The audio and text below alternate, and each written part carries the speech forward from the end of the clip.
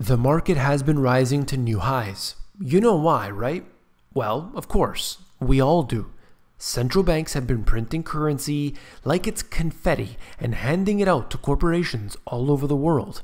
A pervasive tactic never before done in history. This failure will be taught in books years from now as the worst monetary disaster ever conceived. And we're right smack in the middle of it.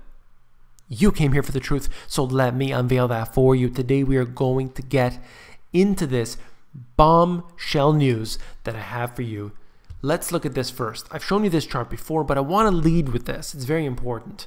We are looking at the central banks around the world and their intentions, and that is to pull back on liquidity.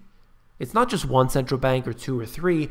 They're basically all doing this now, claiming it's time to roll this back. Now, why have the stocks risen?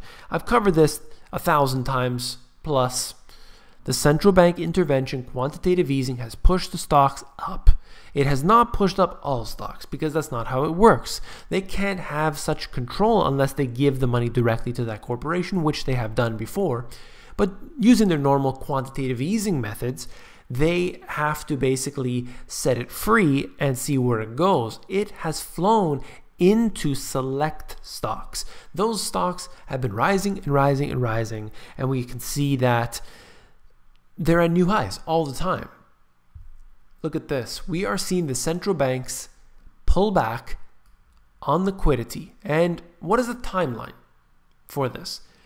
In the next 12 months.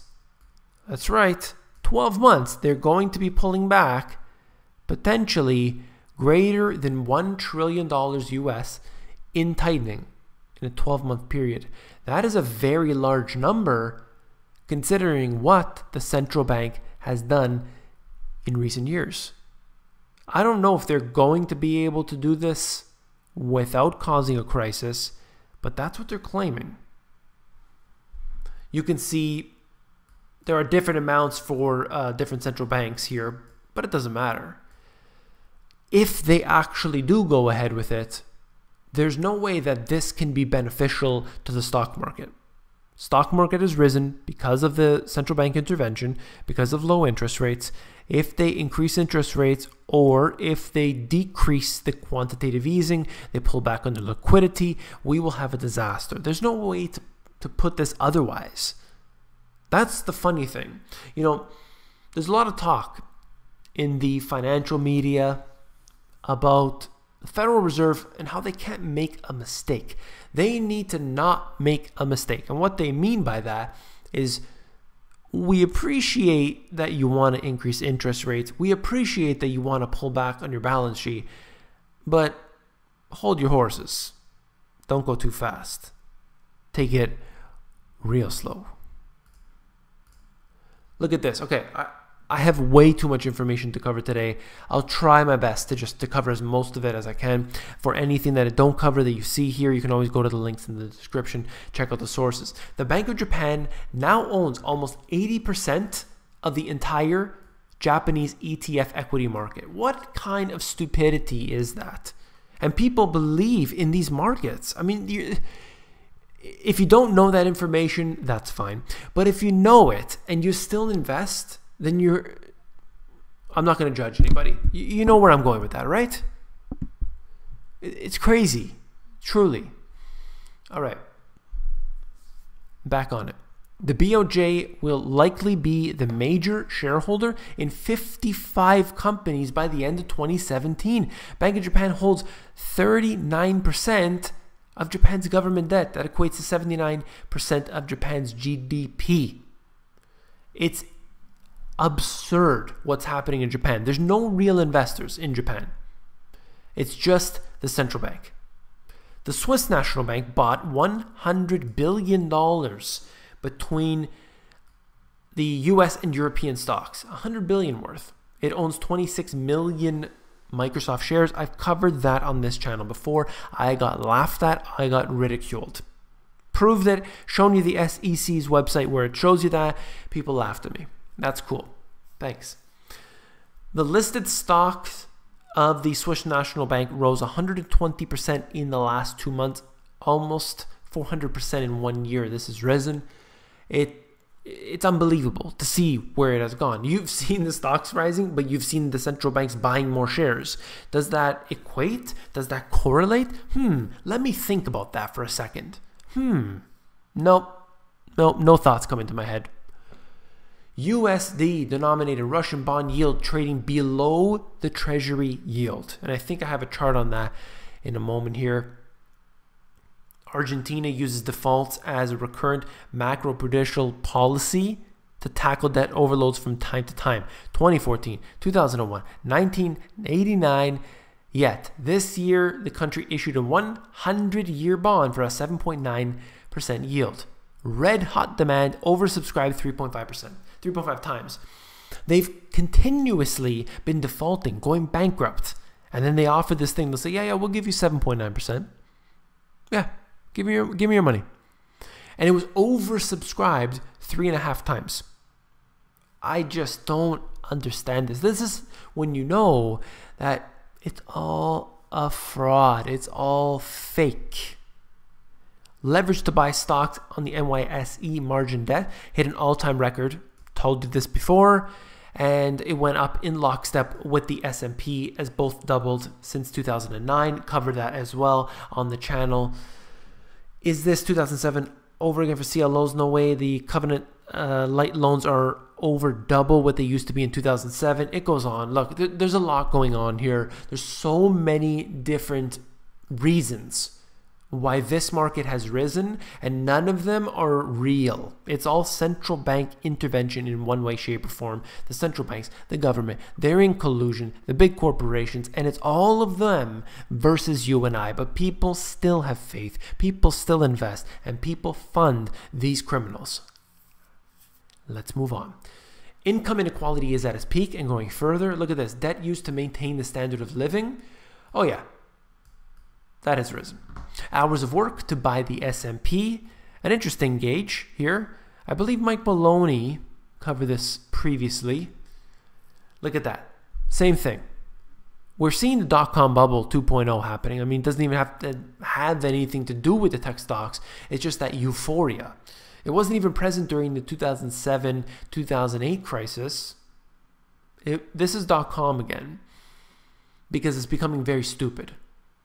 How big a liquidity tide in 2018? This is basically the same thing that I covered earlier, but it actually tells you the descriptions here. The FOMC had committed to start cutting its balance sheet from October 2017 at a pace of $400 billion per year. Okay, it goes. I'm not going to go through them all here, but you're looking at $1 trillion or more US that's going to be pulled out of the markets. How do you think the markets are going to react? Now, surely another central bank like the Swiss National Bank could come in and fill in the void.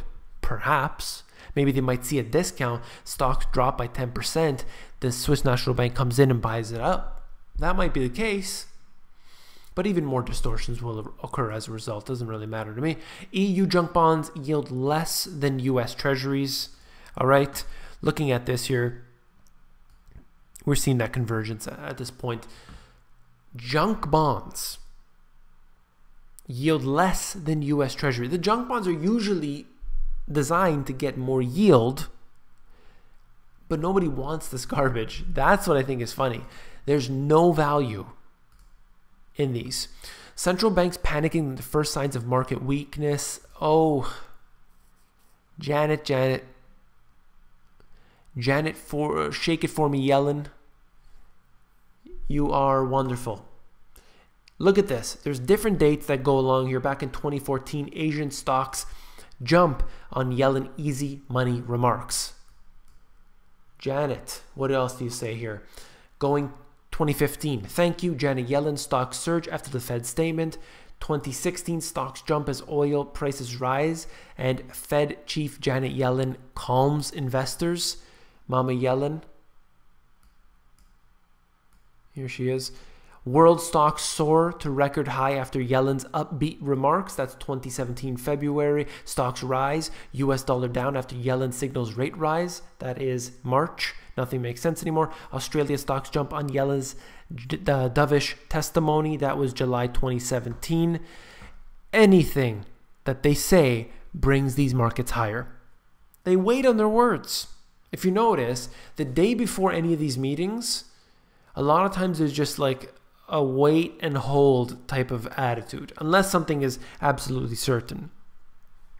They're always, okay, let's just wait until tomorrow. Volumes are lower, and you just see that. It's funny the way it works. When interest rates rose this rapidly in the past, it typically led to some stormy weather on risk assets. It's interesting. Looking at the right here, the 10-year US yield and market bubbles. Seemingly every time there's an upswing, a downswing follows it. Will we head in that direction? I don't know. I don't know that. But it just seems that way. That every time we're going up, we're following it with a down afterward. Down afterward. This is one indicator. There are so many. And last but not least here, quickly, demise of the middle skilled jobs, change in share of employment by skill level since 1990, and globalization and income inequality. Does that surprise anybody at all? U.S. wages and salaries as a percentage of GDPs, that's the blue line. Okay, that's you and me. Okay, our earnings, what they actually buy, is just continuing to become worthless. More and more worthless. And every day, people around the world are telling me their stories, or people that they know stories, how they're suffering, how the conditions are getting worse. I hear it every day. Maybe you don't if you're looking at particular media, but I'm hearing this from people with their boots on the ground, feeling it in every single country. I've gotten emails from people all over the place. I visited people in different countries, talked to them, asked them about the market conditions, asked them about the economy, and I see it with my own eyes as well. U.S. corporate profits before taxes, guess what? It's on a rise. It's no different than what is happening with these stocks. They're being pushed up. The collusion is there. We see it every single day, and yet some still deny it. If you found this video informative, please give me a thumbs up. Hope you appreciate my little rants, my little interesting way of delivering information. If you did, please give me a thumbs up. Last but not least, if you found the video informative, I know you'll find my books, The Money GPS, and my newer release, Global Economic Collapse, even more informative. You can actually flip through these books. If you go over to Amazon, there are links that you can check out below that'll give you the opportunity to go there, flip through the books for yourself. Take care.